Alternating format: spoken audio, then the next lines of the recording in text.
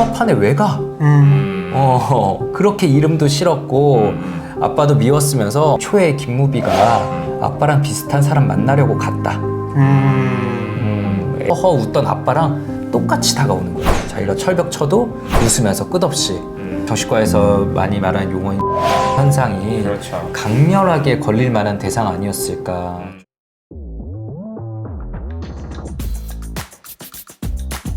두 분은 네. 멜로를 좀 좋아하세요? 가장 우선순위로 찾아보지는 않지만 아. 그래도 또 보게 될 때가 있는 것 같아요. 아, 네. 저는 굉장히 후순위에 있습니다. 당당하시군요. 뭐가 우선순위예요?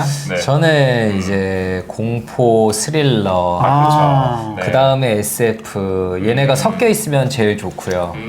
뭐 에일리언 이런 거. 저도 순위로는 상당히 후순위다. 저는 이제 범죄물 좋아해요. 스릴러 좋아하고. 근데 네, 네. 공포는 또 안 좋아하죠. 공포는 안 봐요. 근데 막상 보면 또 뭐 재밌게 볼 수는 있는데 네, 먼저 찾아보진 않고. 근데 멜로 역시도 찾아보진 않는데 한 번 보기 시작하면 그쵸. 조금 또 빠져서 보는 게 있는 것 맞아요. 같아요. 뭔가 그 좀 마음을 말랑말랑 몽실몽실하게 하는 그런 것들이 있죠. 네. 네, 네. 오늘 저희가 이 영화 장르 얘기로 시작을 한 이유가 특히 이제 멜로 얘기를 한 이유가 오늘 해부자들에서 분석해 볼 주제가 바로 멜로의 정석을 보여준 드라마 넷플릭스 시리즈 멜로 무비이기 때문입니다. 일단 지금 저는 한 4화 정도까지 봤는데 지금 너무 재밌게 보고 있어요. 지금 빨리 끝내고 네. 돌아가서 보고 싶은 마음이에요. 그러면은 제가 끝나고 상세하게 좀 얘기를 해드릴게요. 방금 스포했잖아. 우리 지금 스포 스포 너무 큰 거 당하잖아. 받아가지고 지금 땡땡땡이야. 네. 약간 지금 기분 안 좋아요. 그래도 재밌어요. 네.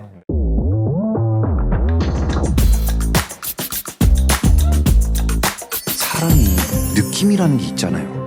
나 기다렸어요? 예, 왜요? 좋아하니까요. 나 좋아해주나? 안 떠나고?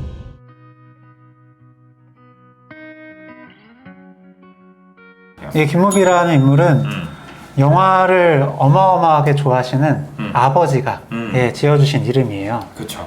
예. 근데 이제 항상 본인보다는 아버지가 영화를 좀 우선하시고, 예. 나랑 놀아주기로 했는데 영화 감독님이 전화 오면 네 가겠습니다. 그렇죠. 놀이공원 가기로 했는데 지금 바로 가겠습니다. 미안해 무비야. 이 패턴이 반복이죠. 맞아요. 그러면서 지금 이제 영화 현장 일을 하는데 예, 다른 사람들과 이제 가까이 하지 않고 계속 거리를 두는 그런 인물로 좀 초반에 표현이 되죠. 그렇죠. 네. 저는 인상적이었던 게 그 어린 무비가 처음에 등장하는 씬에서 놀이터에서 누군가랑 싸우잖아요. 그때 그때 이제 상대 아이 부모가 와가지고 야 너 뭐 부모님 어딨어? 했더니 죽었는데요? 이러죠. 그랬더니 아빠가 옆에서 등장해서 제가 아버지입니다 이랬더니 네. 새아버지예요. 네, 그러니까 지나갑니다. 되게 그 장면 그게 익숙했는지 아버지도 그렇게 당황하지 않으세요. 그러니까요. 아주 자연스럽게. 네. 그만큼 이제 아빠한테는 좀 뭐 토라져 있었다, 삐져 있었다 이렇게 볼 수 있겠죠. 딱 삐져 있다 정도인 것 같아요. 그게 진짜로 관계가 안 좋으면은 그렇지. 네, 뭐 관계가 안 좋아도 그렇게 얘기할 수 있겠지만 그 다음에 둘이 또 되게 화기애애하게 지내는 장면들도 나오잖아요. 그러니까 말 그대로 토라져 있어서 아버지가 긴 시간을 보내주진 못했지만 기본적으로 굉장히 따뜻하고 그 집의 분위기를 확 이끌던 사람이죠. 이제 최우식 씨가 맡은 고겸이라는 인물이 있습니다. 이 고겸이라는 인물은 어떤 인물인가요? 고겸은 초반에 자세한 건 안 나오지만 어린 시절 어쨌든 부모님이 안 계세요. 그래서 이제 비디오 가게, 옛날엔 비디오 이렇게 테이프 렌탈하는 가게 있잖아요. 영화 마을 뭐 이런 맞아요. 네, 그런 것도 있었죠. 거기에 이제 하숙을 형이랑 살면서 렌탈샵에서. 형이 이제 나이 차 많이 나는 형이 돈 벌러 나간 사이에 혼자 있는 시간에 정말 전부를 영화 보는데 보낸 사람입니다. 어릴 때부터 모든 영화를 다 봐왔어요. 나이대에 맞춰서 성장해 왔어요. 그렇게 영화를 보다 보니까 친구들과 대화를 나누다가 그래 내가 이 정도 영화를 봤는데 영화계를 위해서 내가 할 수 있는 일이 뭐가 있지 않을까 라는 생각으로 배우를 꿈꾸면서 영화계로 들어갑니다. 그렇죠. 거울을 보면서 깨닫는 거죠. 이 정도 인물이면은 배우를 해야 되겠다.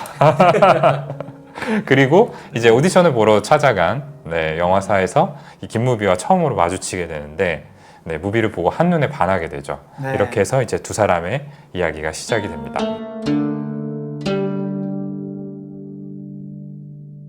어떻게 보면 초반부터 이제 좀 잘 될 수도 있을 것 같은데 김무비가 계속 고겸을 밀어냅니다. 그렇죠. 네. 좀 어떤 마음인 거죠? 굉장히 좀 쌩하죠. 네. 그러니까 무비는 사실 고견뿐만 아니라 이렇게 현장에 있는 사람들 누구와도 이렇게 뭐 소통하는 모습들이 이렇게 나오지 않아요. 자기 할 일을 굉장히 충실히 하고 열심히 하고 성실하지만 이렇게 막 사람들과 어울려서 막 옥자지껄 이야기를 하거나 이런 모습들은 거의 보이지 않습니다. 항상 한 발 떨어져서 혼자 식사하고 뒤에 가서 혼자 담배 태우고 아, 그렇죠. 다른 등장인물들과 일 외에 대화를 나누는 모습은 나오지 않습니다. 그렇죠. 이게 고겸하고 굉장히 상반되는 모습이죠. 고겸은 이제 단역인데도 불구하고 정말 씬 스틸러예요. 이게 화면 속에서도 그렇지만 화면 밖에서도 마찬가지입니다. 촬영장 누구와도 이렇게 스스럼 없이 가까워져가지고 이야기를 막 나누고 감독님하고도 엄청 찐친이 되잖아요. 초에 영화에 출연하게 된 것도 뭐 떨어졌는데 그냥 찾아가서 졸라서 출연을 하게 된 거거든요. 그 정도로 이제 친화력이 굉장히 좋은 인물이고 이 친화력을 바탕으로 무비한테 계속해서 다가가요. 밥 먹을 때도 앞에 가서 앉고 무거운 거 들고 가면은 들어달라고도 안 했는데 바로 이렇게 물건을 가져가서 들어주기도 하고 근데 이런 모습에 대해서 무비가 굉장히 거부감을 많이 보입니다. 맞아요. 일단은 무비는 본인에게 있어서 가장 따뜻했던 가장 큰 영향을 미친 존재인 아버지 자기의 이름도 무비로 지어놨어. 그쵸. 자기의 삶에 절대적인 영향을 미친 사람이 이제 확 떠나가 버린 그 사별해 버린 쓰라린 경험이 있죠. 그래서 누구든 가까워지면 떠날 수 있다. 가까워지면 이렇게 힘들어질 수 있다는 걸 학습한 사람이기 때문에 가까워지는 것 자체를 다 거부하고 있죠. 그래서 회피형 애착이라고 좀 그런 부분 딱 전반적으로 완전 회피형 애착인 것 같진 않은데 그 트라우마로 인해서 회피형 애착에 약간 색채가 배어 있는 느낌? 그런 걸 좀 느꼈어요. 네. 그래서 어쨌든 사별 자체도 굉장히 좀 예정되지 않은 그런 이별이었기 때문에 그게 또 트라우마로 남을 수도 있고 근데 사실 아버지가 살아 계셨을 때에도 그런 본인이 원하는 것만큼의 사랑을 받지는 못했어요. 아버지로는. 네, 계속 본인은 나와 똑같은 이름, 그러니까 무비, 영화와 계속 그 사랑 다툼을 해왔던 거죠. 경쟁을 해야만 했었다 이런 대목들이 실제로 네. 나오죠. 사랑을 받으면 받으려 하면 받으려 할수록, 그러니까 좀 가까워지려 하면 할수록 좀 그런 이게 좌절되고, 실망하게. 예, 좀 상처받은 이런 경험들이 좀 반복이 되다 보니까 이제 좀 먼저 밀어내게 되는 예, 그런 심리였을 것 같습니다. 그러니까 우리가 어릴 때는 온전한 사랑을 받는 경험이 있어야 된다고 얘기를 하잖아요.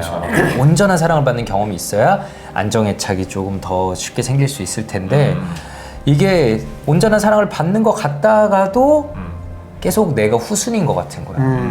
게다가 심지어 나한테 이름까지 그걸로 지어놨어.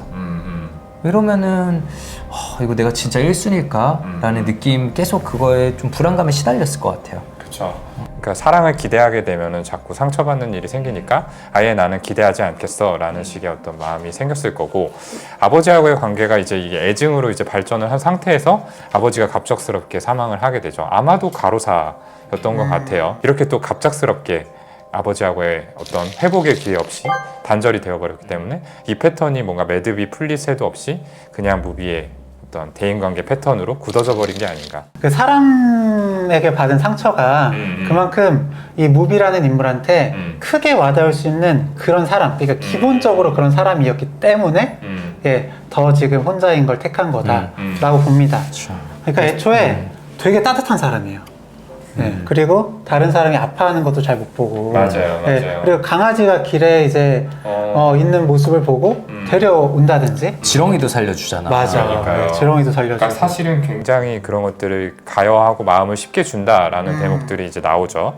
근데 보면은 어렸을 때부터 마음을 준 것들을 계속 잃어버리는 경험들을 했던 것 같아요. 맞아요. 강아지도 데려왔지만 이제 묻어주는 장면이 나오는 거 보면은 얼마 못 가가지고 아마 세상을 떠난 게 아닌가 싶고 그 정우 있잖아요. 친구. 그 집 앞에 네네네 집 앞에 있던 코줄 끼고 있던 소년을 이제 나중에 다시 재회를 하게 되는데 어쨌든 스토리를 보면은 이 정우도 갑작스럽게 미국으로 이렇게 떠나게 되는 그런 전개거든요. 그러다가 다시 돌아와서 무비와 만나게 되는. 가까운 존재는 다 잃는 거지. 그렇죠. 내가 마음을 주고 아꼈던 이제 상대가 어찌 됐건 내 옆에서 떠나가는 경험들을 하다가 결국에 그 정점을 찍은 게 아버지가 이제 사망을 하는 일이 아니었을까 생각을 할 수 있는 거죠. 그래서 이제 모두를 다 피하는데 고겸은 게다가 아버지랑 너무 닮았어요. 영화인이고 영화를 너무 사랑하고 정말 그 순수한 사랑이 느껴지는 인물이죠. 자기 이름 듣자마자 너무 이름 예쁘다 라고 했거든요. 무비. 그리고 굉장히 이제 막 외향적이고 이런 모습들이 너무 닮은 거야. 아마 저희가 흔히 이제 정신과에서 많이 말하는 용어인 전이 현상이 그렇죠. 강렬하게 걸릴 만한 대상 아니었을까 좀 생각을 했어요. 네. 사실 이렇게 사람을 소중하게 생각하는 무비가 이렇게 상처를 받았는데 근데 결국에 이렇게 고겸한테 끌린단 말이에요. 그렇죠. 네, 우리가 뭐 진료실에서도 이런 경우들을 되게 많이 경험을 하는데 아 나는 진짜 아버지 싫다 혹은 어머니 싫다 라고 하면서 나중에 보면은 아버지나 어머니와 비슷한 파트너를 이렇게 고르는 끌리게 되는 경우들이 되게 흔하잖아요. 네, 좀 어떤 심리였을까요? 그렇죠. 일단은 뭐 전이라는 거 잠깐 짚고 넘어가자면은 과거의 나에게 중요한 인물과의 어떤 감정이 현재의 관계에서 반복되는 거죠. 우리 방금 얘기했던 것처럼 아버지에 대해서 해소되지 않는 감정이 아버지랑 비슷한 속성을 지닌 영화를 순수하게 사랑하는 이 고겸이라는 인물한테 옮아갔다. 그래서 밀어내면서도 동시에 좀 끌릴 수밖에 없지 않았나 이렇게 우리가 얘기를 하고 있잖아요. 근데 이제 비슷한 상대를 택하는 이유를 뭐 몇 가지로 생각을 해볼 수 있을 텐데 제일 대표적인 거는 어쨌든 이 해소되지 않는 전이 감정을 현재의 관계에서 해결하고 싶은 그런 무의식적 욕망이 작동하기 때문이 아닐까. 그걸 제일 첫 번째로 좀 생각해 볼 수 있을 것 같아요. 그 어린 시절에 이제 아버지랑 결국 비슷한 대상인 거야. 그러니까 아버지를 대하던 패턴이 이럴 때는 반복됩니다. 그렇죠. 예, 그러니까 아버지한테 얘가 아빠 너무 좋으니까 아빠한테 계속 매달리고 살갑게 되냐 아니잖아요. 띵거렸죠. 아빠 죽었습니다.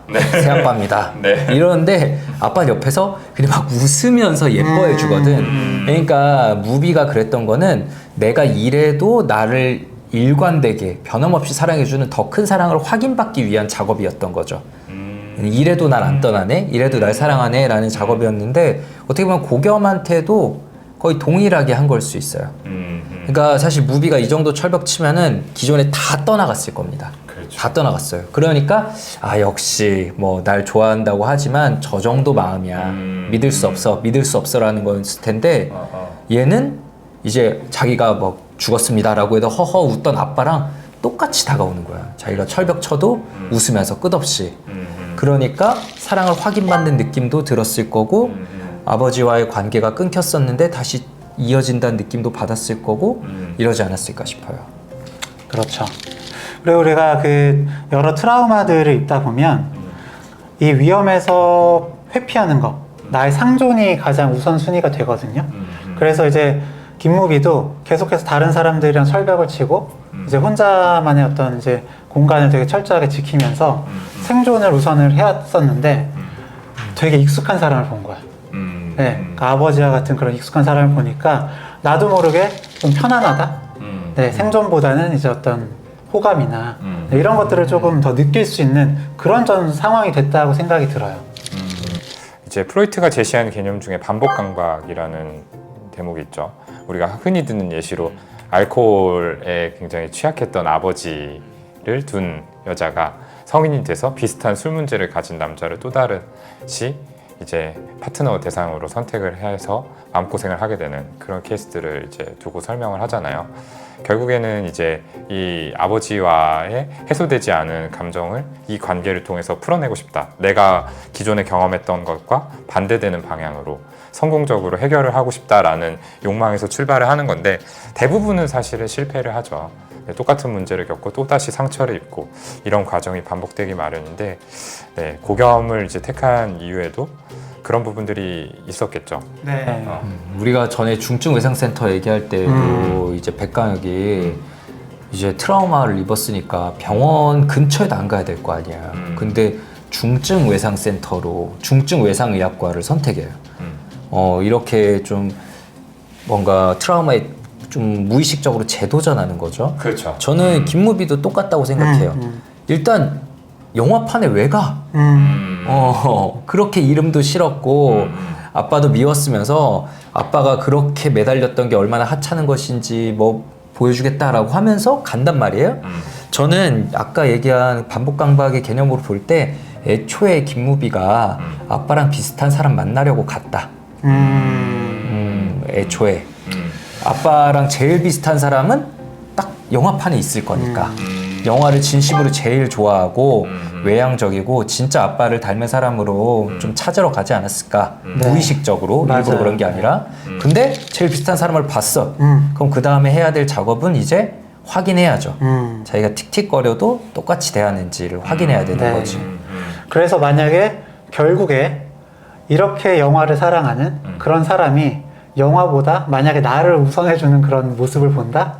라고 한다면 그 해소되지 않은 그런 욕구가 그제서야 좀 해소가 될 수도 있는 거잖아요. 아버지로부터 이제 충족되지 못했던 사랑이 이 현재의 관계를 통해서 충족될 수 있으니까 그렇기 때문에 계속 이런 방식으로 고겸을 대하고 동시에 떠나지 않고 붙잡고 있는 이런 모습을 보인다. 네. 이렇게 정리할 수 있겠네요.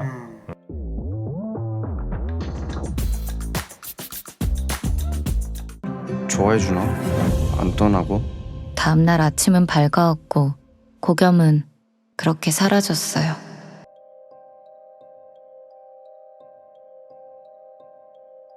지금부터 할 부분은 약간 더 스토리가 진행된 뒤에요. 그래서 스포일러가 걱정되시는 분들은 이렇게 끊으셨다가 한 2화 정도까지 보고 오시면 좋겠습니다. 지금 얘기할 부분은 이제 그렇게 연애가 시작되는 듯 했는데 고겸이 갑자기 사라지죠. 네, 다음날. 다음날 사라져요. 그리고 5년 지난 타이밍에 나타납니다. 이런 상황을 직접 겪었다면 어떠실 것 같으세요? 무비 입장에 이입을 해본다 했을 때. 뭐 진짜 너무 어이가 없고 네. 화가 나고 그리고 진짜 그야말로 트라우마의 제 경험이잖아요. 그렇죠. 진짜 믿을 사람 하나 없구나. 정말로 철저히 사람 믿지 말아야겠다. 이 마음이 강해지겠죠. 내가 마음을 줬더니 결국에 돌아오는 건 또 상처였어 라는 뭐 이 상황. 네. 네. 그리고 진짜 가지고 놀았나? 라는 마음 많이 들 것 같아요. 근데 무비가 그래도 좀 공감적이고 충동적이지 않은 사람이라서 확인부터 합니다. 너 아팠어? 누구 죽었어? 물어봅니다. 딱 이 두 개 물어봐요. 네. 근데 고겸이 다 아니라고 하죠. 그러니까 너 나 쉽게 봤구나. 그렇게 결론이 내지는 거죠. 근데 여기서 진짜 궁금한 게 왜 고겸은 거기서 형이 사고 당했어. 그래서 간병할 수밖에 없었어. 라는 얘기를 왜 안 했을까? 아마 이거는 드라마 보신 분들 다 답답하고 궁금하고 그러셨을 것 같아요. 네. 왜 얘기를 안 했을까? 우리가 그냥 고겸 입장에서 좀 변호를 해주자면은 일단은 뭐 형에 대한 어떤 감정을 좀 생각을 해봐야 되지 않을까라는 생각이 들어요. 네, 형이 굉장히 중요한 사람이잖아요.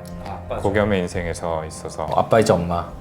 모든 것을 다 받아주고 본인을 키워주고 버틸 수 있게 해준 인물이죠. 근데 형이 어쨌든 사고를 당하고 그 간병을 하면서 이제 무비와도 결과적으로 헤어지게 됐고 정말 긴 시간을 보내잖아요. 형 옆에서. 근데 그 시간 동안에 한 번도 싫은 내색들을 하지 않았단 말이죠. 그게 이상한 거야. 네, 그렇죠. 사람의 감정이라는 게 절대 그럴 수 없는데 그래서 그런 것들을 생각을 해보면은 굉장히 의식적, 무의식적으로 형에 대한 어떤 억한 마음이죠. 억울하고 화나고 이런 마음들을 꾹꾹 눌러 참고 있지 않았을까 싶고 이게 진료실에서도 가끔 듣는 건데 막 울면서 얘기하실 때 있거든요. 이런 마음 가지면 내가 진짜 나쁜 놈인 것 같은데 이제 너무 지쳐서 가족 누가 혹은 뭐 치매로 모시는 부모님 누가 차라리 떠나셨으면 이런 생각이 들 때가 있다라면서 막 죄책감에 울거든요. 근데 이게 사람의 마음은 진짜 이 그림자도 있고 어두운 부분도 있고 사람이라면 누구나 할 수 있는 생각이기 때문에 진짜 생각하기 싫지만 고겸도 차라리 형이 사고가 났을 때 그때 이게 깨어나지 않았으면 이런 생각이 스쳐갔을 겁니다. 내가 가지 않은 길 그랬으면은 어땠을까? 무비랑 데이트도 하고 영화계에서 계속 일하고 내가 원하는 길을 갈 수 있었을 텐데라는 상상을 잠깐이라도 했겠죠. 그러다가 이제 뭐 떨쳐냈겠지만 그치. 죄책감을 엄청 느끼면서 떨쳐냈겠지. 그러니까 그래서 이제 형 때문에 그랬어 라는 말을 하면은 이제 형이 사고 나서 케어하느라 그랬어 라고 형 탓에 너를 못 만났어 라는 얘기를 하면 자기가 무의식에 계속 눌러놨던 이 억압된 분노나 부정적인 마음이 올라올 수가 있는 거예요. 터질까봐. 네. 그게 너무 두려운 거지. 형은 나에게 그런 마음을 가져선 안 되는 대상인데 원망하는 마음을 가져선 안 되는 대상인데 형을 원망하게 될까봐 아예 그냥 말을 못 꺼낸 거라고 저는 생각을 했어요. 맞아요. 저도 이렇게 행동을 한 건 고겸이 워낙 그 책임감이 크고 그 책임지는 게 중요한 사람이라서라는 생각이 듭니다. 그러니까 이제 형 간병도 본인이 계속 직접 하잖아요. 그렇죠. 예, 뭐 경제적으로도 어려워서 뭐 간병인을 쓸 수 없기도 하지만 그렇다 하더라도 본인이 계속 옆에서 수발을 드는 거는 쉽지 않은 일이란 말이에요. 근데 그렇기 때문에 더더욱이 김무비에 대한 어떤 상처, 이 마음도 본인이 책임져야 된다는 그 생각이 강했을 겁니다. 그리고 김무비가 사랑하는 사람, 이제 따뜻했던 사람은 다 떠나가 라고 이야기했던 걸 들었기 때문에 본인이 그렇게 어쨌든 피치 못할 사정이지만 연락을 못하고 이제 잠수를 탔을 때 상대방이 얼마나 상처가 됐을지 아마 알았을 거예요. 네, 그래서 내가 뭐 단순히 그냥 이런저런 해명을 해서 뭐 그거를 푼다? 그게 어떻게 보면 상대방한테 더 큰 좀 상처일 수도 있으니까 예. 굳이 해명을 하지 않고 만약에 내가 해명을 하지 않았을 때 이 사람이 나를 완전히 밀어내고 그냥 끊어낸다 라고 하면 그냥 감수할 마음으로 예, 해명을 하지 않은 거 아닐까 예, 좀 그런 생각을 해봤습니다. 자, 지금까지는 좀 고겸 친화적인 이야기였다라고 저는 생각을 하고요. 정말 고겸이 그렇게 뎁스 있게 생각을 했을까? 저는 조금 의견이 달라요. 네. 고겸은 저는 두 가지 측면을 다 가지고 있는 인물이라고 생각하는데 방금 얘기했듯이 이제 감정이 이제 억눌리고 억압된 인물인 거는 분명하죠. 항상 밝은 면만 보인다는 게 이제 어린 시절의 상처로부터 연결되는 어떤 패턴들이 분명히 이 인물에게 이제 있을 거라고 생각을 하고, 근데 한편으로는 되게 본인 감정이 중심이 되는 인물이기도 하다라고 저는 생각을 해요. 네. 어떻게 보면은 좀 지나치게 자기 감정 위주가 아닌가라고도 생각을 하거든요. 왜냐하면은 무비를 이제 오랜만에 다시 만났을 때에도 모르겠어요. 제가 보기에는 무비의 감정이나 생각이 어땠을지를 별로 그렇게 깊이 있게 고민하기보다는 내가 오랜만에 봤는데 또 좋아. 그러니까 이제 또 직진하고 싶어지는 이 마음이 강했던 것처럼 보였거든요. 그리고 주구장창 무비 얘기만 해요. 그 다음부터 형이랑도 무비 얘기만 하고, 특히 이제 친한 친구 홍시준이라는 인물이 나오잖아요. 근데 이 친구는 나름대로 되게 고민이 많은 인물이에요. 음악을 하고 있는데 음악이 좀 잘 풀리지도 않고 그 과정에서 성공한 여자친구, 옛 여자친구죠. 옛 여자친구가 재회를 해가지고 굉장히 이제 심적으로 뭔가 이렇게 힘들 만한 상황인데 거기에 대해서는 1도 관심이 없어. 심지어 삼자대면처럼 그 두 인물하고 다 만났는데 뭐 야 니들 빨리 화해해, 일해 그냥 그리고 나는 무비 씨를 만나야 되니까 뭐 약간 이런 식으로 흘러간단 말이죠. 그러니까 뭔가 나는 그냥 내가 좋으니까 나는 내가 하고 싶은 대로 해라는 식의 좀 마이웨이적인 측면이 생각보다는 좀 강하지 않나? 라는 생각도 저는 좀 해봤어요. 네, 그러니까 뭐 그런 부분이 분명히 있습니다. 네네. 세심한 공감이 조금 떨어지기 때문에 네, 이렇게 무비의 어떤 심리를 정말 우리가 얘기했던 것처럼 깊이 있게 생각해서 고려를 했을까? 네, 의문이 좀 드는 부분인 거죠. 영화로 양육돼서 그런가? 그럴 수 있다라고 생각해요. 왜냐하면은 우리가 타인의 감정에 대해서 공감을 하고 하는 것들도 결국에는 양육자로부터 공감받는 경험을 통해서 키워지는 거잖아요. 그 능력치가. 근데 고겸은 그럴 기회가 없었단 말이죠. 물론 이제 더 어린 유년기에 어떤 생활 모습이 나오지는 않았지만 적어도 이제 부모님이 사고를 당하고 형과 지낸 이후부터는 거의 혼자서 하루 종일 영화 보고, 형은 또 형대로 엄청 힘들 테니까 뭐 고겸이 내 힘든 얘기들을 쉽게 할 수 있겠어요?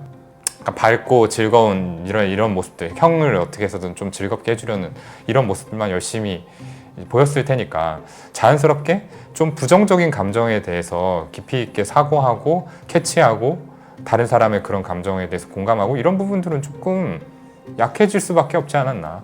우리가 영화가 아무리 감정 묘사를 섬세하게 하고 공감적인 측면을 많이 건드린다고 해도 그래도 짧아. 현실에서 일어나는 것처럼 긴 호흡으로 이 대화가 오가고 관계가 맺어지지는 않거든요. 그렇죠. 분명히 피상적이에요. 네. 아무리 내밀한 진짜 연기들이 인생 연기가 나온다고 해도 피상적이야. 그런 한계를 좀 띄고 있지 않을까. 그 미묘한 사람과의 어떤 갈등 상황을 해결하는 걸 그렇게 학습하지 못한 걸 수도 있을 것 같아요. 이제 그 김무비가 왜 사과 안 해요? 라고 했을 때 이제 고겸이 몰라서요 하다가 이제 영화 같이 보러 갈래요? 라고 하거든요.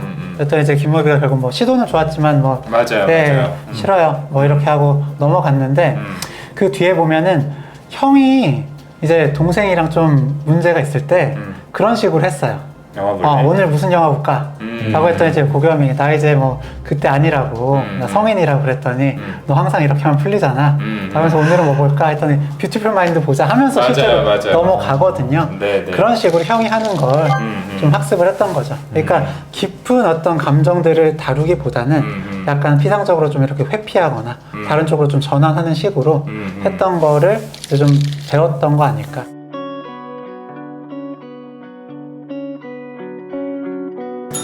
고겸의 활발함이 일반적인 경지를 넘어섰잖아요. 근데 그거 있지 않아요? 불안정 애착을 가진 아이들 중에 과도한 친밀함을 있죠. 그 디스인히비티드 소셜 인게이지먼트 디스오더라고 해서 우리말로는 탈억제성 사회 관여 장애라고 부르는 병이 있거든요. 그러니까 결국에 애착 장애의 일종이죠.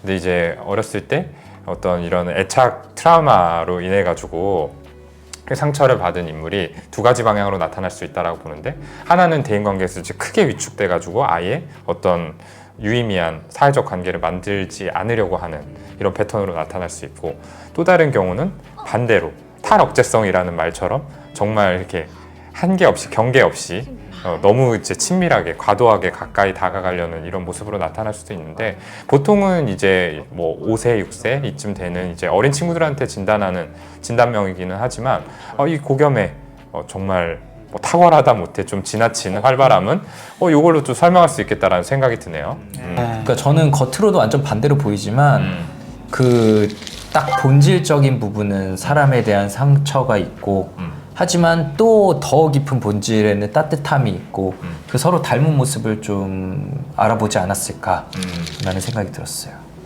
그러게요. 방금 말한 것처럼 두 사람이 다 뭔가 어린 시절에 상처를 입었지만 한 명은 관계를 단절하는 쪽으로, 한 명은 지나치게 관계에 깊게 관여하는 쪽으로 이게 발달이 되었다라고 생각하면은 결국에는 뿌리는 같은 두 인물이다 라고도 또 생각을 할 수 있겠네요. 나중에 무슨 영화 만들 거예요? 끝내주는 멜로 영화.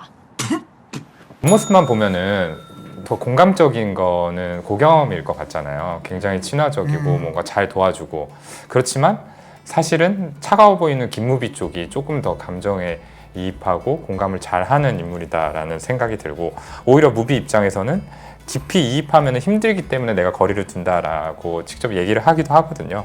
그러니까 이렇게 두 사람의 좀 보여지는 모습하고 실제의 공감 능력 간에 좀 차이가 있지 않을까라는 생각도 해봤는데, 이런 대목에 또 초점을 맞춰서 보시면 또 재밌지 않을까 생각합니다.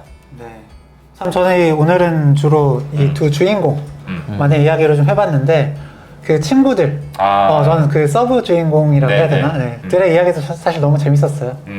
그래서 좀 빨리 보고 싶거든요. 아직 안 보신 분들 계시면 저는 좀 추천드리겠습니다. 조회수가 잘 나오면 우리가 그것도 만든다.